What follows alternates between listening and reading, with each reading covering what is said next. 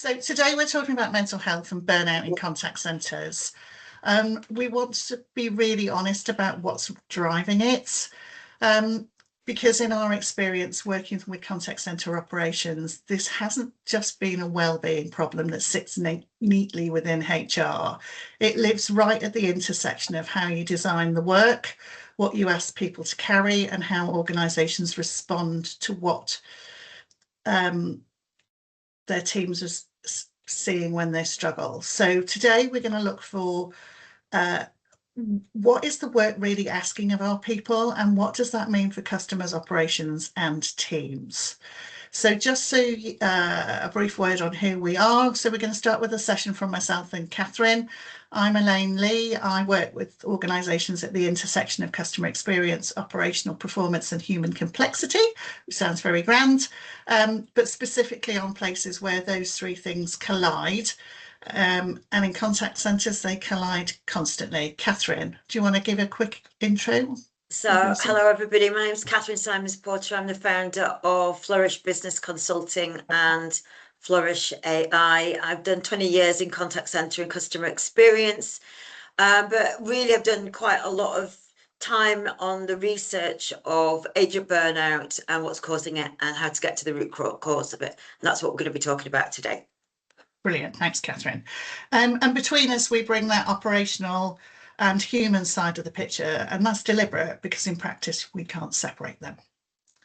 So every interaction has two sides: a customer bringing a need, often under pressure, and an agent expected to respond quickly and effectively. And I don't know about the rest of you, but since I started in contact centre land 30 odd years ago now, it's a really different setup with different tools, different screens, different apps.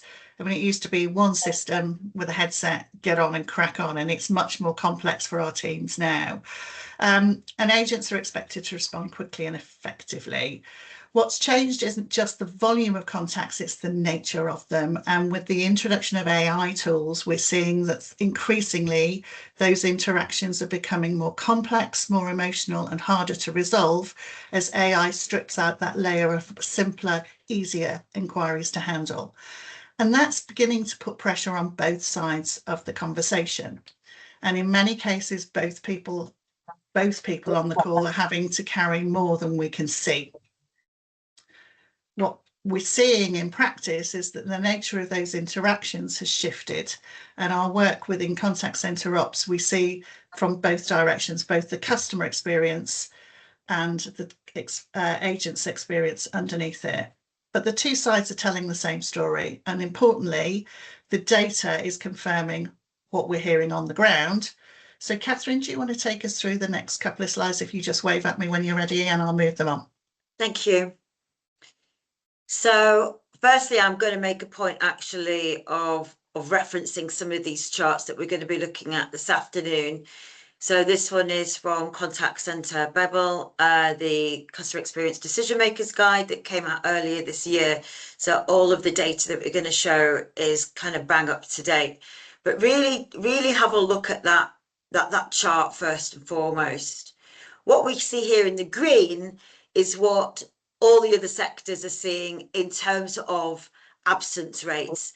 And we're talking absenteeism, not necessarily attrition.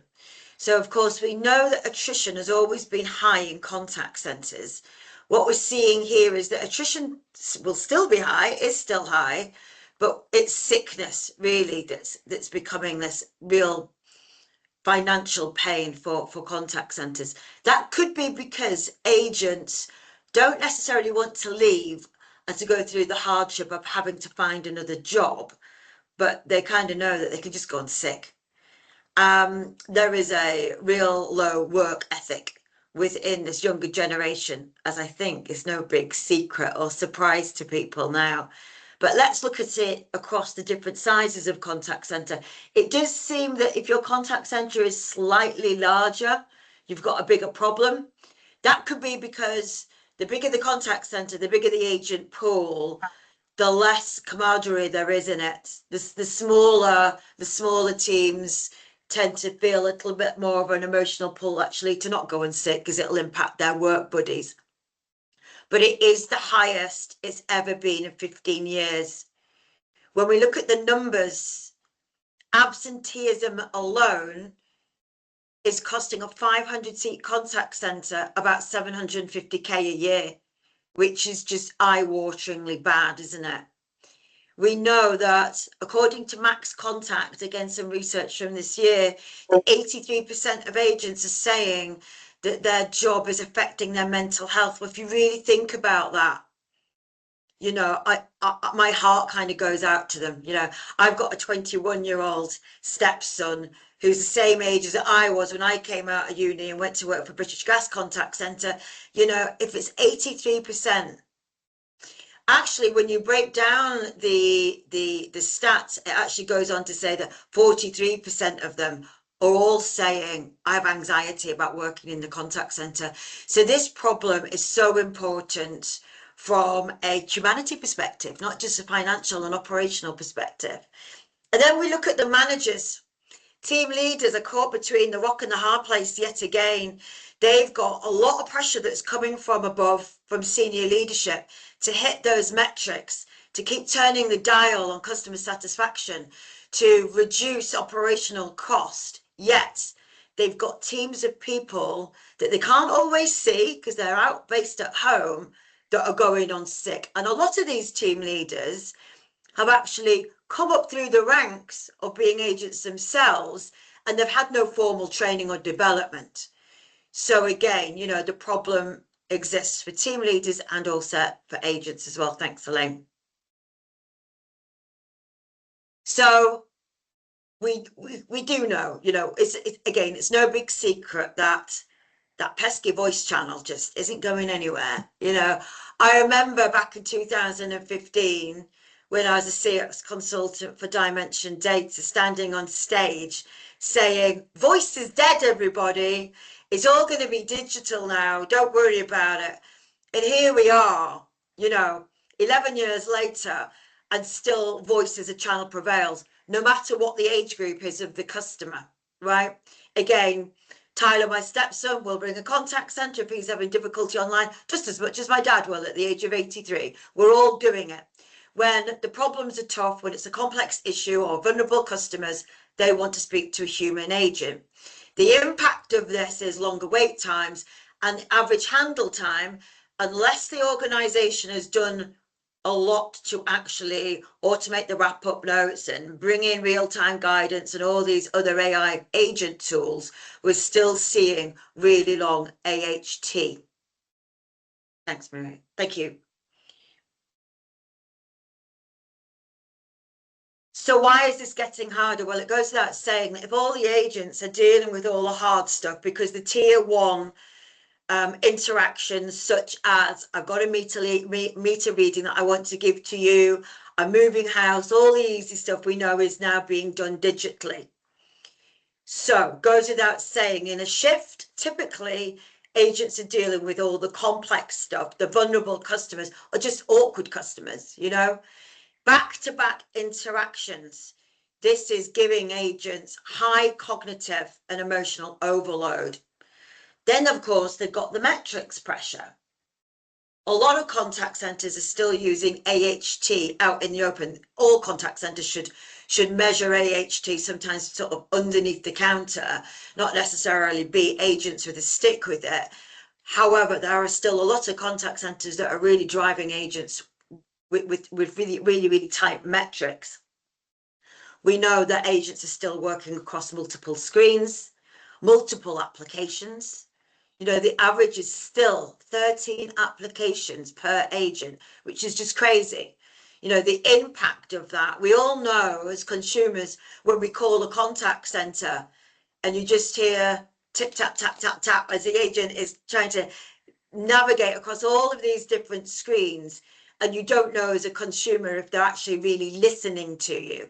So even the agents, because of the tools that they've got, they're not able to apply that really important sort of emotional intelligence in order to be able to resolve the queries quickly, reduce that average handle time.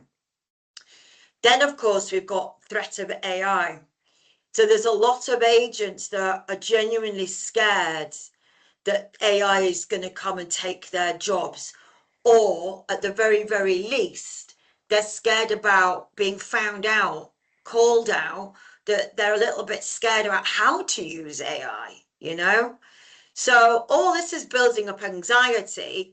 And again, when we look at the behaviors of the typical age group of agents is, well, you know what, just don't go into work today. And again, this is forcing the rate of sickness and absenteeism through the roof.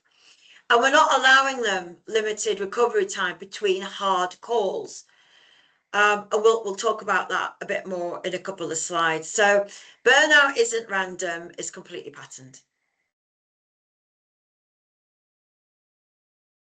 So let's talk about Catherine, something can you called hear me? resilience. Sorry, were you going to say something? Yeah, I did. You're getting a lot of comments. I don't know if you're seeing them in the chat. Don't let it slow you down, but we're going to have a bit of an open debate at the end of this because there's a lot of really good stuff coming out through the chat. So crack on, but just be aware that we're going to take 5 minutes at the end. Because I can't multitask. I'm a woman of certain age. I can't read and speak at the same time.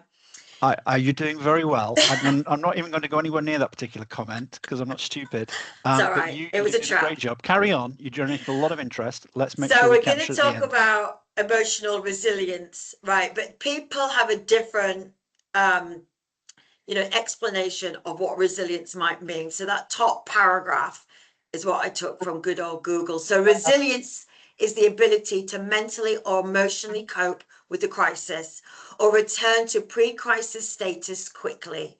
It involves adapting well in the face of adversity, trauma, tragedy, or significant stress, and it is considered a skill that can be developed through behaviors, thoughts, and actions, or behaviors and actions. So emotional resilience could mean that I need better coping mechanisms to help me go from call to call to call.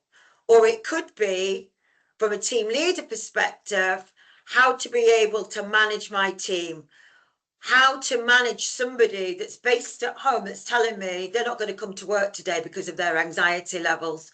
Or it could be my resilience as I get new AI tools. But the visual you'll see on here are all these different types of emotions that we want to flip from negative into positive.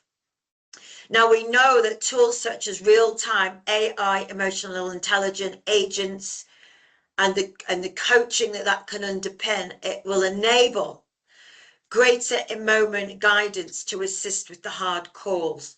So let's say I've got to call a customer to tell them that they're not going to get that refund that I said that they might have this morning. And I'm really anxious about it, but I'm a bit embarrassed at the same time. So I'm not going to call my team leader, but I might actually interact with an EQ AI coach. And it can also counsel them after a hard call. So I've just been shouted at and I'm really upset. So it can counsel me, talk me off a ledge, really, help me reset, navigate my emotions before I go on to the next call. And then it can just provide me with assurance, maybe around compliance and sticking to work policies on demand. And I mention this actually because Maria, who we've got on the call, who's also part of the Gaia community, and myself are creating an EQ AI bot called REM, which we are actually going to be testing out in the marketplace. If you want to know about that, let us know about it afterwards. I think that's my last slide for now, Elaine. It's over to you. Yeah, it is. Thanks, Catherine. So it's really interesting in terms of the question about resilience and agents, because there's a piece of research out the back of last year that talks about resilience training is the most requested piece of training agents are coming forward and asking for. They are sensing that they don't feel resilient, and firms and organisations and contact centre teams are saying, but we're giving you resilience training, we haven't got anything else to give you, we can do it again. But it's one of the most requested pieces of training from frontline teams at the moment. So there's a lot of focus on resilience, but the question is it a bit of a sticking plaster, where the answer is let's do some more resilience training, or let's just bring it out and do a quick refresher? For me, it isn't the full answer. Resilience helps individuals to cope. but it doesn't change the nature of the work, and it doesn't really reduce the workload. But it does have genuine value. In my experience working in organisations where they invest in resilience and stop there, they're asking people to adapt to a system that was never designed with them in mind. The work's got harder. It's more emotional, it's more complex, it's less recoverable. So to Catherine's point on the previous slide, those moments of recovery are much reduced, and so those opportunities of those lighter calls between change of address or I need to give you a meter reading, the agents don't get those opportunities anymore where they can just take a breath and step back, because those are being swept up by automation and deflected into digital. So we're asking people to become more resilient, but it isn't making the work more, that doesn't make the work more sustainable. And so if resilience isn't the full answer, what is the work actually asking people to do? So let's have a look at that next. If you think about empathy, resilient, we need to look at what we're actually asking of people. Empathy is essential to interactions, we know that, but empathy will deplete over time. And when energy is used continuously without recovery, it depletes, and it depletes at a faster rate the longer the day goes on. And when that starts to happen, we start to see the impact, not just on individuals, but on quality, consistency, absence, as Catherine's mentioned. Can't face going in today, this is going to be too much too soon, and ultimately does affect attrition. And when I talk about this with clients, it's the cost of empathy, not just because empathy is a problem, but because it has a price that the organisations rarely put on a balance sheet. It's really difficult to put a number to it. And when you run the numbers on absence, attrition and repeat contact, that cost is really visible. So it usually gets attributed elsewhere. And often that's where the strain isn't immediately visible, but it is there, and it is costing us within our organisations. So what I tend to work with my clients is something I've adapted from the first responders model, where if you had an accident and an ambulance came out to you, they would assess you to see whether you were alive and thriving or whether you are in crisis and need your chest compressions done. This is quite a busy slide, so I'm going to step through it slowly, but there are 3 phases to work through, and it's this continuum from thriving to managing to surviving, and in some cases struggling or in crisis. The continuum isn't theoretical, it's just a nice framework to sort of put things into a structure that we can start to follow. And it's what we see when we look at contact centre data alongside human experience underneath it. The performance signals and wellbeing signals both move, but not necessarily in sync together, which means if you're only watching one, you're missing half the picture. So don't just look at the numbers that you can track, you need to look at the qualitative aspects too.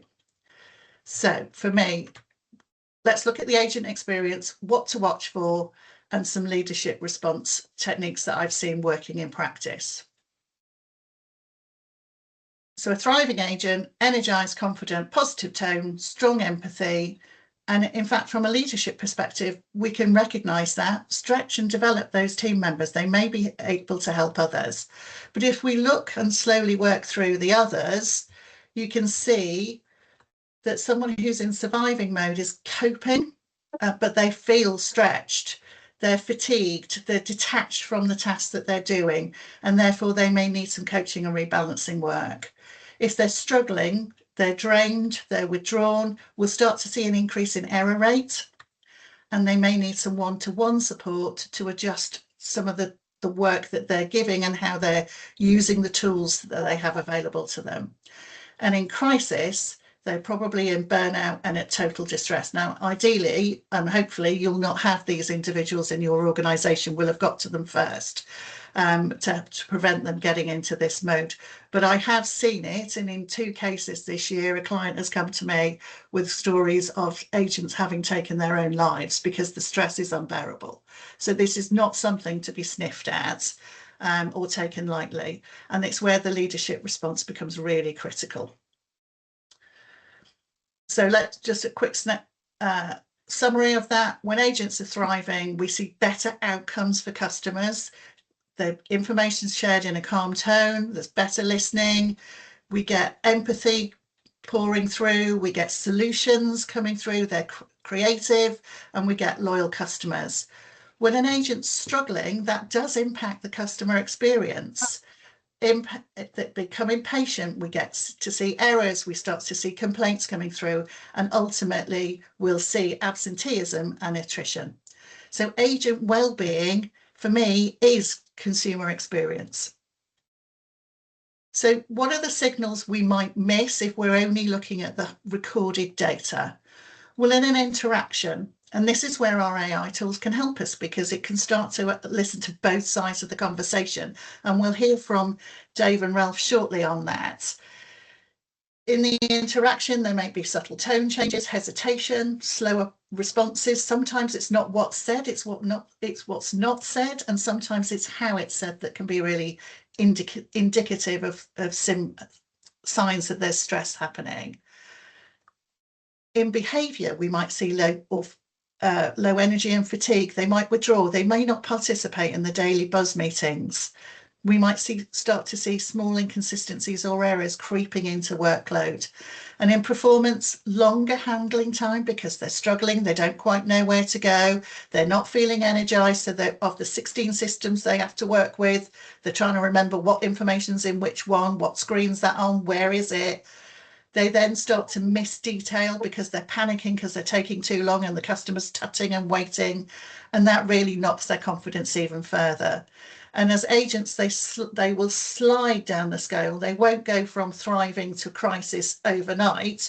So there are plenty of opportunities for us to spot this early and intervene. So for me, signals are seen in moments, but they're missed at scale. And that's what I think we can start to think about using our tools for to help us to get there. Catherine.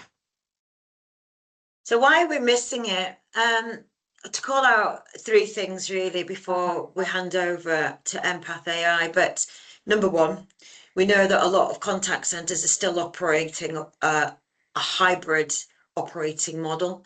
So they've still got a lot of agents at home. And that actually has two main impacts. One is actually, believe it or not, they're taking less breaks because they're not seeing their mates going down to the coffee machine or nipping outside for a vape or whatever it is, or around the vending machine.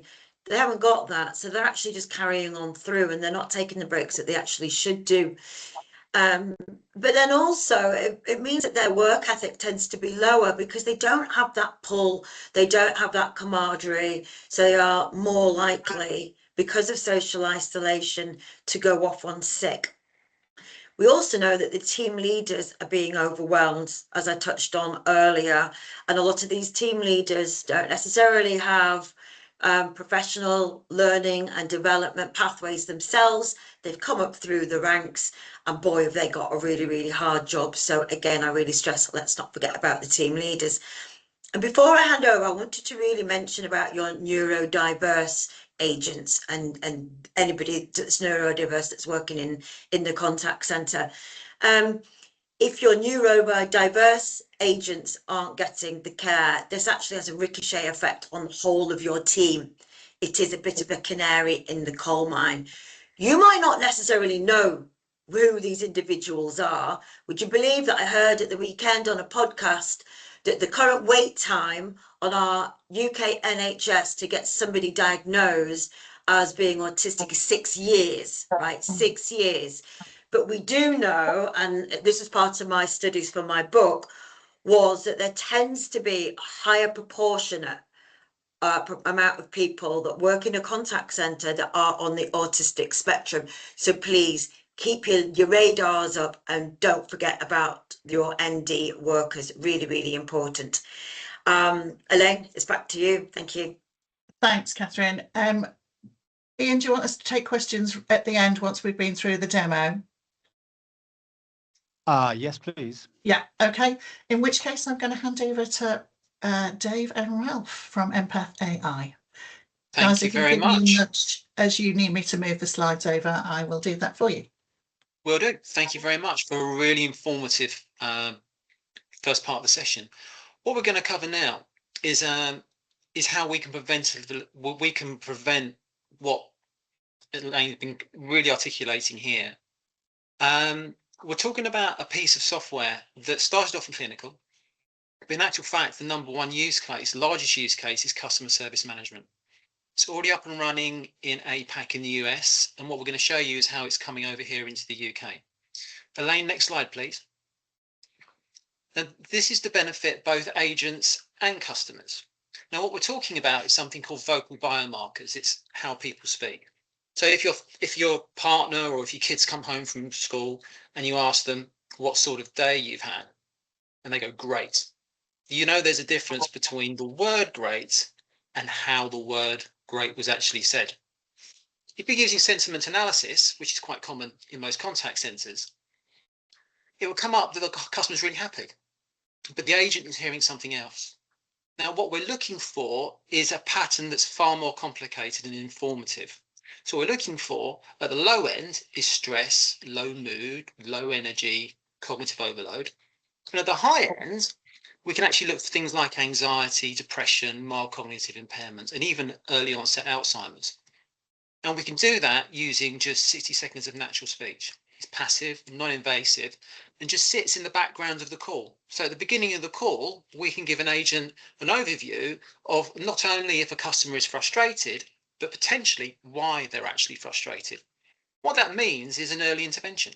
It just means that they can adapt ahead of the call. It just means that they can read the room before they're entering it.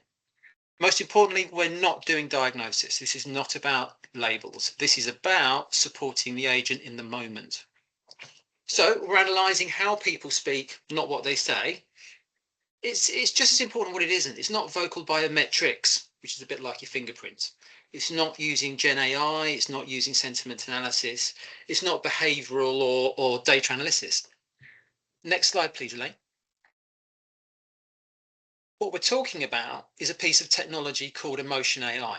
Emotion AI is a subset of AI. So you've got sentiment analysis on one half, extracting meaning from the words. And then you've got, on the other half, is extracting meaning from how those words are said. It's already up and running in APAC and in the US and in health insurance and insurers' contact centres. The core technology that we're using is clinical. It's clinical in origin. And it's the same technology that sits in Microsoft Dragon Copilot. It's felt by the analysts that emotion-driven contact center management is the largest use case for this type of technology. It enables the agent to tune in much sooner, but more importantly, what we're also doing is monitoring the well-being of the agents as well. So we're doing two things. The first is enabling the contact center agent to manage the call better, reducing the stress levels. But secondly, we're monitoring the well-being of the contact center agent as well. So if we see a flat trend, great. If we see a declining trend, it means, as Elaine really pointed out really well, it means we can intervene much sooner than crisis happens. So next slide, please, Elaine.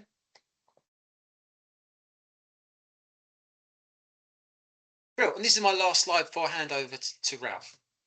So what we're looking for is 2,500 individual vocal biomarkers, and we're cutting a slice of that every 10 milliseconds and analysing what's inside. So what we're looking for are things like rhythm, melody, sound frequency, clarity, stability, pronunciation, timing and flow.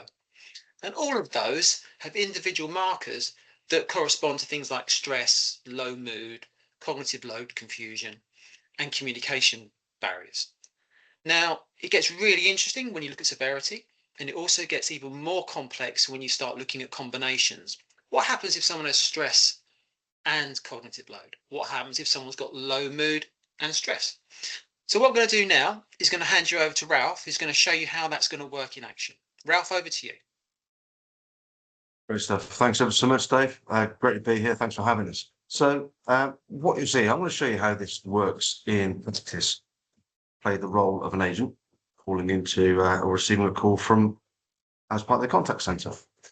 So you'll see us ringing there and off we go. So anyone knows my number, there it is. So what you're going to see here is I'm playing along with an agent listening to a customer call. As you can see, it's conversational speech. It's not scripted. It's not looking for keywords. And as Dave said, it's not based on a large language model. You can see it running in AWS Connect here, although it can integrate into any telephony platform, chatbot, agentic technology, or even a mobile app.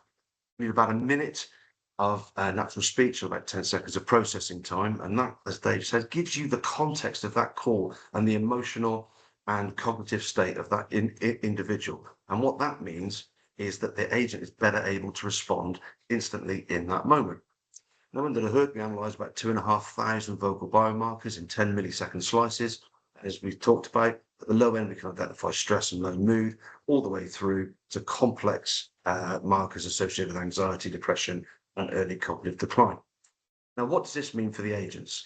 Now, for the agents, this means that they get better outcomes because they are more in tune with the customer. They have better entrainment, drives up the CSATs, better customer empathy, better outcomes on the calls. Now, what this allows if we do spot signs on the agent side of the channel, then we need to be able to step in, allowing early intervention, pre-crisis, and in a non-invasive and supportive way. I'm just going to stop the call now and talk you through what we found. So what we've got here is that it's found some modern support needs. Now, what that's done is that's traced something back to my history and a black dog that follows me around every now and again. Not something I'm particularly proud of. Certainly something I wouldn't be happy to disclose to a contact center agent, and probably would be classed as a difficult call if somebody was watching that. Now, all these prompts can be tailored to the voice of your company, the voice of your brand, to ensure that your agents are perfectly attuned to their customers. Now, if you flip that around, you can apply that equally to the agent's health, being able to create early interventions before we get to the crisis points. Dave, back to you. Ralph, so I hope that gives you a good flavour. I think, Ian, as the moderator, shall we hand back to you? Yeah, thanks, Dave. That was really, really impressive. Guys, all of you, really fantastic information that we got out there. What you couldn't see, what was happening during that call, is it was producing so much interest and questions through the chat that we can't even summarize the number of different questions we've got there. So what I'm going to do is I'm going to ask people who are actually contributing on that, people like Jenny and people like Maria, to come off mute and ask their question direct to the folks here and just get a little dialogue going on, because I think, we really need to talk about this stuff. And I think we laid it out for you. Catherine and Elaine and Dave and Ralph did a great job showing what the opportunity is. But it's kind of talking about it and coming to understanding and discussing what we're going to do about that. So, guys, if everybody got any questions, just fire them in now and we'll kick things off.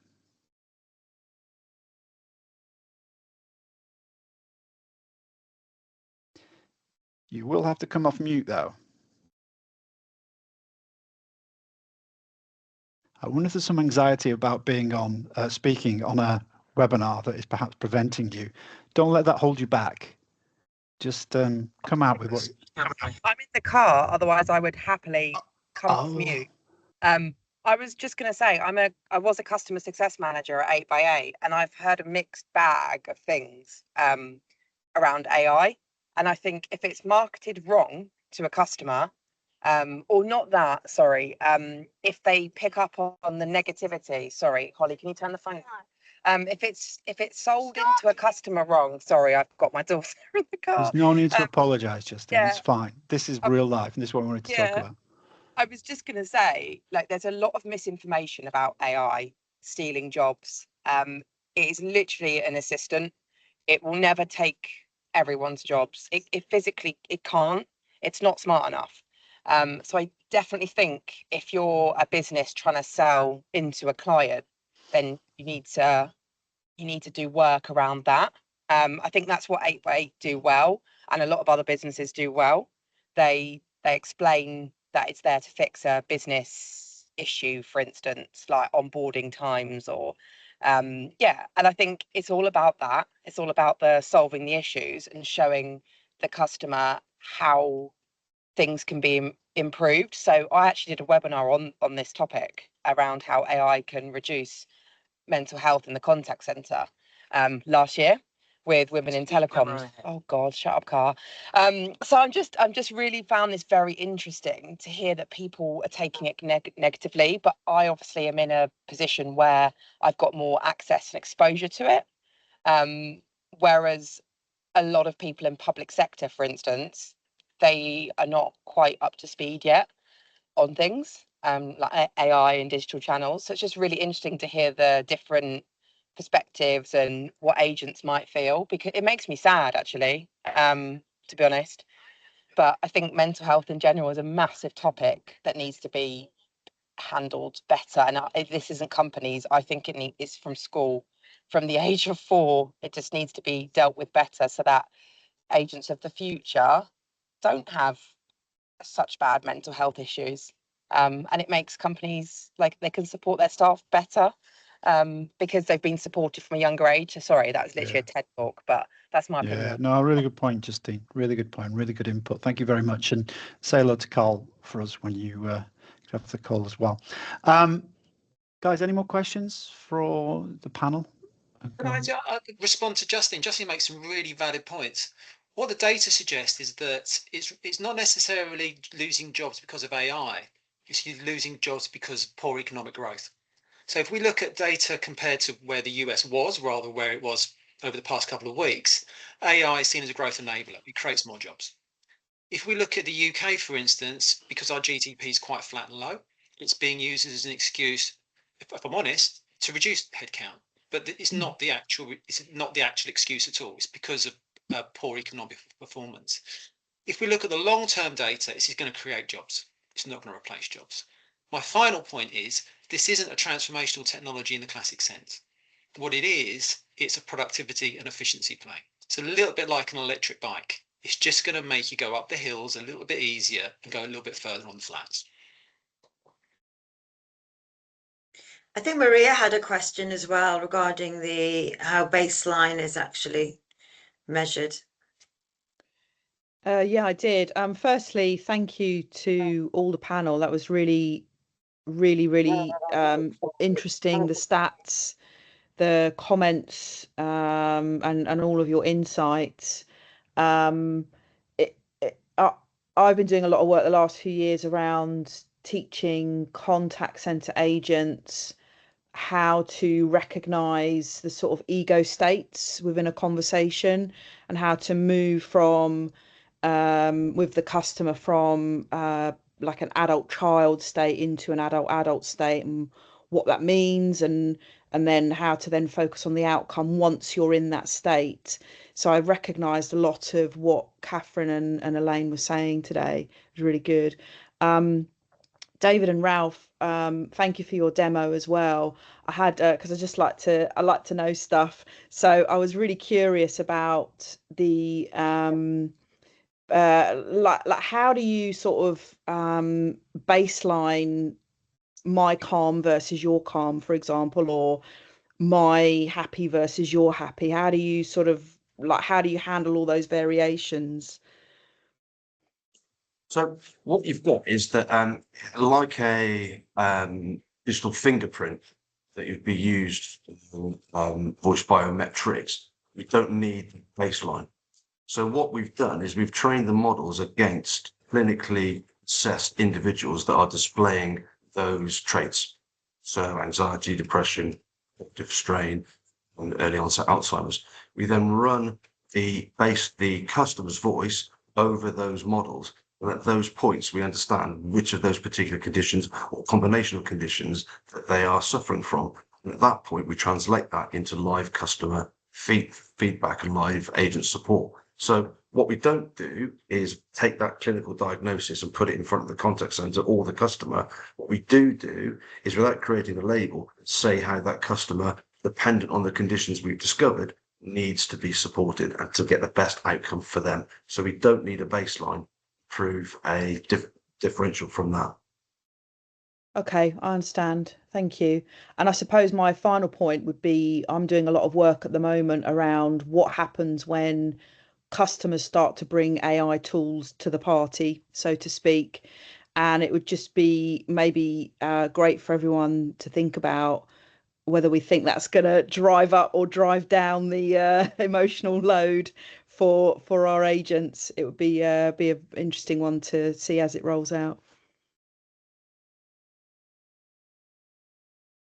Yeah, I've been sitting with debt collection team within an energy company, and they are getting they're starting to see AI tools drafting email or creating emails and rewriting emails, and live chats. You can see it happening in real time when you sit with the agents. You can see the customer copying and pasting something from ChatGPT or another tool into their live chat box, and then waiting, and that is adding to the emotional load of that particular team, because they're sitting there going, right, okay, who is it I'm talking to? Am I talking to a legal person? Am I talking to what's the persona of the ChatGPT that this customer's given it? Because that affects the way that some of the things are written. And sometimes the terminology, it just isn't natural customer language. And so that is putting agents under more stress, because they then feel as though they need to reply in the same voice and in the same mirror match terminology to get their point across and understood. But it's impacting the flow of the conversation, because the agent then puts it into a chat tool, gets a translation, puts it back into their chat box, back it to the customer, who then talks to their chat GPT. And there's been instances of I saw something in the press recently about two chatbots left to talk to one another, and it took 12 hours because they just were, before somebody intervened, they just kept going, because there's this conversation, natural instinct to, have I given you all the answers? No, well, let's look at this. Do you need a little bit more on that? And so it will start to increase average handle time if we're not careful. If customers start sending AI note takers into meetings, that again can put a sense of nerves or anxiety on the advisor answering that. And so we just got to be a little bit careful about it, I think. I do agree with all that, but I would just caveat that, we say this now, but in 2 months' time, it could be completely different because of the pace of change.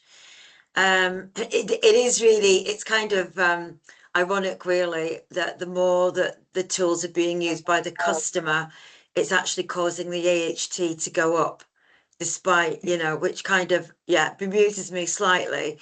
But yeah, I think that certainly a few months down the road, we're going to see that kind of plateau out, I think. I think it does depend on, what was the aim where the tools have been brought in, and how has that implementation been handled. Lots of the teams I've been working with have been told this is about cutting jobs, this is about CFO saving £100,000, a couple of £100,000 off the bottom line by decreasing the workforce. So they are under pressure. They don't have a natural warmth to it. But then if you talk to the agents and spend time with it, they're really keen to adopt the technology. So there's a real kind of split personality going on here. And there's the unintended consequences, because if you were asking a question, you would normally ask your colleague or ask your manager. Now you're relying upon AI, because it's going to answer it in the moment and much faster. So managers have got to think about having a different relationship with their reports.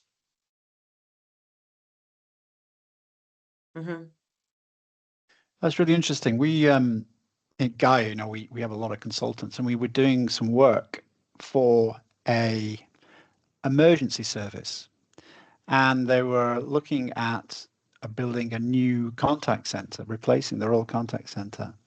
And when we got on the call, we found that all the people on that call were the CFO, the deputy CEO, and the logistics person. And there wasn't one person from the contact center actually looking at building the contact center and what they needed.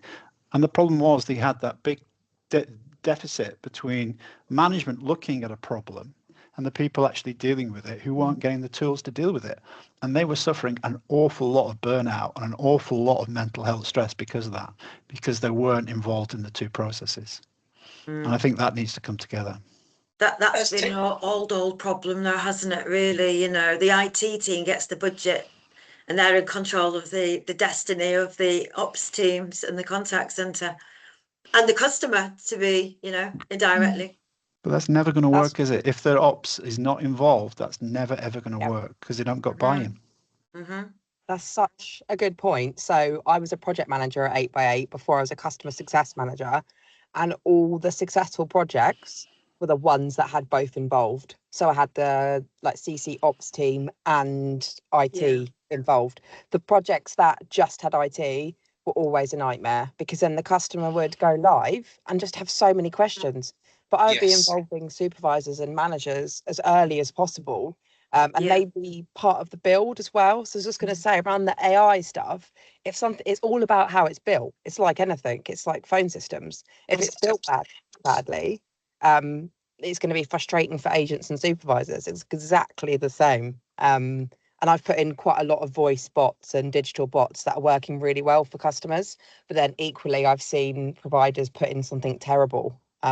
It's all about how it's built and also about how it's being spoken about. And if it keeps being spoken about negatively, then people are going to be negative. And David made a really good point. The reason things have slowed down is it's not got to do with AI. It's got to do with lots of political things, I would say. Wars causing price surges, and it's really not AI. Businesses can grow and not have to add staff in. They can use AI for headcount. That's the position I was going in with my customers. I was building Kingsbridge Healthcare in Belfast. The whole new service we were putting in with no new staff, but no churn on existing staff. So just to say, I think more cases need to be spoken about like that, rather than the negative that people keep talking about. It's a bit like propaganda and the media, isn't it? If we keep talking about this positively, then hopefully people will soon realise that it's not there to take our jobs. It's there to make our lives better. And I don't even work for anyone at the moment, so I'm not plugging anything. But things like what is it empathy AI? Is that the yeah? Things like that is what's needed because it's so important. So it was really interesting to see that. So thank you. That's a great point. But if I could just, people with relationship technology is exactly the same as we have a relationship with people. Now, what you have is forming, storming, norming, performing.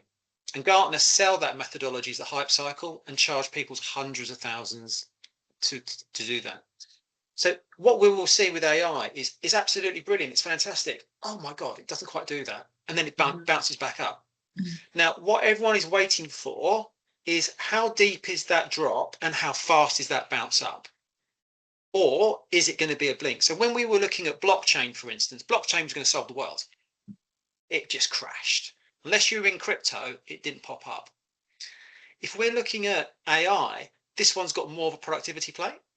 So what you're going to see is exactly what Justine describes, which is, it doesn't feel quite right. Oh, okay, I've now figured it out. This is how we use it. We're going to probably coming out of that. And the reason for that is when it came out in 2024, people's expectations were just ridiculous. It was inevitable it was going to have that dip. But what we're seeing now is organizations figure that out, not because they're focusing on a solution looking for a problem, which is what the IT industry does all the time. What we're looking at is attaching it to real problems. When you attach it to real problems, it doesn't really matter what the technology is. It's satisfying that particular problem in the right way. And I think to your point, Justine, too, is that the more we involve the operational teams in those conversations, the more likely we are to get a successful outcome and a successful implementation, because they are able to tell you what actually frustrates them, slows them down, makes the conversations with the customers more difficult, what will help them, and then we build solutions and implementations that work for them. And that helps everybody. As I said, customer experience is agent experience. The two things are interconnected, and therefore, if we get it right, design it properly, and have we're monitoring both sides of the conversation and using the tools to help the agent in the real time to be able to manage the customer conversation better, but their team leader to be notified and able to support the agent if they are struggling. Then you get really good implementation and great solutions. Cliff, I believe you've got a question. Hello, everyone. Thank you. Thank you all. Hi, David. Thanks for the salute. Interesting. I think what Elaine's just said almost mirrors what I was going to say when I put my hand up. So just without reinventing the wheel in case there's something different. Your comment earlier, Elaine, about the ridiculous scenario of AI talking to AI and having to go round and round in circles and have I answered anything and do you want anything else? I've also been in contact centres for probably longer than I care to remember. And we were always taught, both in staff and management roles, that the ultimate goal was first-time resolution.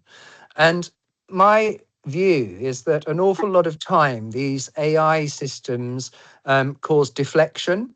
So through a positive use of AI, then actually you can help that agent to navigate through much more cleanly to that first time resolution without all this additional emotional layering. So I don't know whether that mirrored partly what you were saying or not, but that's the point I was going to make. So thank you for acknowledging my hand going up that I finally managed to work out how to do. Well, thank you, Cliff, for the question. Thank you for being the most polite questioner on the call today. Thank you very much. Has anybody not AI generated? Just we can tell that, Cliff. Just, you come across as very human. Can I just ask people on the call, has anybody started doing AI, and they now use it so much that they don't know how to do it themselves? Because there's some things that I do now with, there's some things that I do now with AI, and it's like, well, how did I do that in the first place? It'd be really hard to remember that stuff. And apparently the challenge that we now have coming up is that so many people are using AI to replace really rudimentary processes. It's going to be very, very hard to relearn them once we've lost them. And there's a special name for that, which I was hoping one of the brightest minds on the calls would tell me what it is. But there's a huge gap where we're losing this ability to do very simple tasks, and that will be lost forever. So that is clearly something worrying for AI going forward. And for me, I think just linking that on a step further, the pace of change is really increasing. And so we are designing tools for the contact centre as it is now. And yet in 3 years' time, we may have eliminated some of the simpler entry-level roles because those inquiries can be handled digitally. And we may have got the journeys right and the customer's happy. And therefore, the next generation of agents coming through don't cut their teeth on the basic inquiries and learn those basic skills and get that foundation level of knowledge. And therefore, we have to protect that so that we don't lose that, as you say, Ian, because we've not had the muscle memory to be able to flex to bring back the knowledge, because they've never gained it in the first place. Which could give us a real issue if we're not careful here about the next generation of team members coming in, because they're coming in at a higher level with more expected knowledge and higher skill set to be able to take what the agents will handle. So it's just something I think we need to bear in mind, not just assume that we're going to have a status quo, because as Catherine and Dave and Ralph said earlier, things are changing quickly, and in 3 years' time, we won't recognise the contact centre as it is now. Absolutely. Yeah, I agree. Very good. Well, very good point to end on then, I think, Elaine. If there's no other questions, I think we've struggled through some hardship ourselves to get this call on board, but I think we did a really good job, and thank you to everybody who's contributed. We've recorded it. That will go out various different mediums. We'll also look at the transcript and see if we can republish this and the good content that we've done somewhere else. But thank you very much for a great and very informative session. Thanks, everybody. Thank you. Thanks, Thank you, Ian. everyone. Bye-bye. See you guys. So